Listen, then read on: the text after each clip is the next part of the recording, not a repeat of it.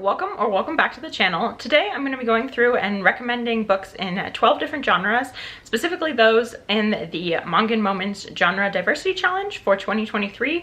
The site where the challenge can be found is listed down below in the description. The first prompt for the Mongan Moments Genre Diversity Challenge is a self-help book. And for this, I have chosen the Bullet Journal Method by Ryder Carroll. And this is a book that is specifically about bullet journaling, and specifically the original developer of the system of bullet journaling. And it does spend a lot of time talking about the specifics of how do you do bullet journaling, and what specific markers do you use, and what do you log, and what do you not log. But honestly, I think this book has so much more to offer than just a journaling concept. I think it talks a lot about both analyzing your past and then tracking your present, and then they call it designing your future, so figuring out what goals you want to do and how you're going to get there. And I think this self-help book does a really good job of not applying a one fit for all formula to everyone, and instead it's like, here are some basic advice things and why they may or may not work for you, and it reminds you to take what is good for you and to leave the rest. And I think that is a really nice way to approach things in a self-help book, and I really liked that. The second prompt is a romance, and I could have just picked a single book for this, but I decided to pick a romance series, and that is The Bergman Brothers by Chloe Liese. So this starts with Only When It's Us, and then it continues with, I think, Always Only You, and then Ever After Always, With You Forever, and Everything for You. And then there is a new one that I don't remember what the name of it is off the top of my head, but it is coming out this year in April, and I'm really excited for that. But this series follows the Bergman family, not specifically just the brothers, but there are 5 brothers and 2 sisters, and it follows all of their stories, and each one has their own book and their companion novels, but they do go in order of time. And there is a lot of really good representation. So there is one sibling who is hard of hearing. There are 2 of the siblings that have autism, which is own voices because the author Chloe Liese has autism. There is a love interest who has irritable bowel disease. There is a love interest who has arthritis. There's just a lot of really good representation. Oh, one of the books is a male-male romance. So there's just a lot of really good romance, and Chloe Liese does a great job of including all of that, but it still has a lot of the favorite tropes that people really like in romance books. And I feel like it is really well written and really enjoyable. These are spicy romances, so be prepared for that. The third genre is literary fiction, and the book I have for this is Anxious People by Fredrik Backman, which is originally written in Swedish and was translated into the English by Neil Smith. And this is a book about a bank robbery, and essentially the bank robber fails at the bank robbery and ends up in an open house when they are running away from the cops at this bank robbery. And everyone in this open house ends up being taken hostage by the bank robber, and so you follow what happens this day, but the way that you're following it is by the stories that the hostages are telling to the police after the fact about what had happened. And it is really interesting trying to piece together all of the different statements from the different individuals and tell one cohesive story about what happened and who is responsible. The fourth genre for Mongan Moments Genre Diversity Challenge is memoir, and for this I chose Escape by Carolyn Jessop. This is a very interesting memoir written about a woman named Carolyn Jessop who was part of the FLDS, or the Fundamentalist Latter-day Saints, who are a polygamous cult that exists in the United States. And this is about her journey trying to escape with her 8 children from the clutches of this cult.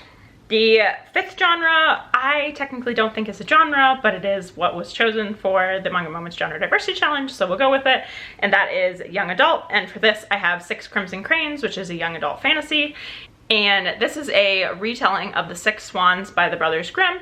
And essentially there is a princess in this world and she has magic, which she is not supposed to have in this world, and she ends up getting herself into trouble with her stepmother, who curses her and curses all of her brothers to be turned into cranes every night, and she is cursed to not be able to speak, and if she does speak, one of her brothers will die. So she needs to escape this curse and rescue her brothers, and she has to go on an epic journey to do so. The sixth genre is thriller, and for this I actually have another young adult book, and that is Firekeeper's Daughter. This is a thriller that follows an Ojibwe girl who lives partially as part of the Ojibwe community, but also part of the community that's nearby, and she doesn't really feel like she fits into either one. And then something really dramatic happens in the story, and she ends up working with the police to try and figure out what happened and why it happened and how she can prevent this from happening in the future and from impacting her community. The seventh genre for the Mongan Moments Genre Diversity Challenge is nonfiction, and I once again don't exactly think this is a genre. It is a big overarching theme that covers a bunch of smaller genres, but this is what was chosen, so we'll go with it.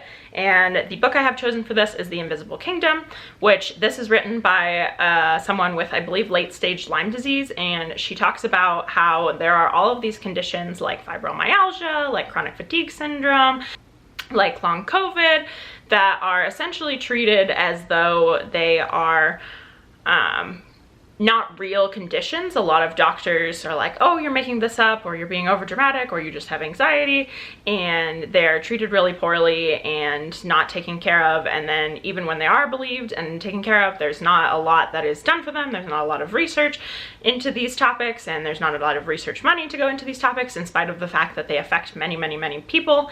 And this book particularly was close to my heart because I have chronic fatigue syndrome, and so it is a huge impact of my life, and I have been very lucky to have healthcare workers taking care of me who believe my experiences and are able to help me and take care for me. But I have heard from tons of friends who have my condition or similar conditions about the horrible struggles that they've been through in trying to get care for their illnesses. And so I think this is a really powerful read and really covers a very important topic. The next genre is contemporary fiction, and the book I have chosen for this is Convenience Store Woman by Sayaka Murata, and this is translated by Ginny Taple Takamori, and this is a book about a woman who is considered to be strange, and she talks about how she tries to fit into society and tries to fit into what is normal. And one place that she feels most like she is capable of doing this and like she's starting to understand how to fit into society and she feels really content in this atmosphere is the convenience store where she works, and she's worked for the last 18 years. And at first her parents were really proud and happy with her for getting this job at the convenience store in college to support herself. But now that it's been 18 years, there's a lot of misunderstanding of why she is still at this job and why she's not married. And so it goes through her story of why she feels so at home in this position, and then what she does about addressing the misunderstandings of the people in her life. And then the next genre is fantasy, and for this I have chosen Six of Crows. Six of Crows is a very popular book on BookTube, and for good reason. Six of Crows is a really, really good YA fantasy, and it goes through and follows 6 different essentially criminal type people, but they're all very young, and they're all just like, they're so likable and they're so easy to fall in love with as characters, and the relationships between them and the found family in this story is really powerful. But essentially what it is based around is this heist that one of the 6 is hired to complete for a very large sum of money, and so he assembles this team that ends up being the 6 characters. The next genre is true crime or mystery, and for this I have The Finders a Mystery by Jeffrey B. Burton, and this is a book that follows a man who trains remains detection dogs, and he specifically has this new golden retriever who is really talented at her work, and the two of them end up on the case of this serial killer. One really interesting thing about this book is that You not only follow the perspective of the dog trainer, but you also follow the perspective of the serial killer, but you still don't know who it is in the story and who they are trying to track down. It is really interesting to try and figure out, along with the dog trainer who is investigating this, who is responsible for these heinous crimes. The second to last genre is historical fiction, and for this one I have chosen the Henna Artist by Alka Joshi, and this is a really good book about a woman who escapes an abusive marriage and ends up becoming a henna artist to support herself in Jaipur, and she has to pretend to be a married woman because in these times it is not acceptable or okay for a woman to be working without the support and knowledge of her husband, and she would be essentially removed from her position where she's doing henna for all of these wealthy women if they knew that she was not married. The final genre on this list is science fiction, and I was having a hard time coming up with this because I haven't read a lot of science fiction lately, so if you have any good science fiction reps, definitely comment them down below. I would love to hear which science fiction you love, but I came up with one that I would classify as dystopian, but came up as also being science fiction. I think dystopian is a subgenre of science fiction, and that is The Giver by Lois Lowry, and this is a really interesting dystopian about a community in which people receive their assignments within the community about what job they will take on and what they will do inside the community at the age of 12.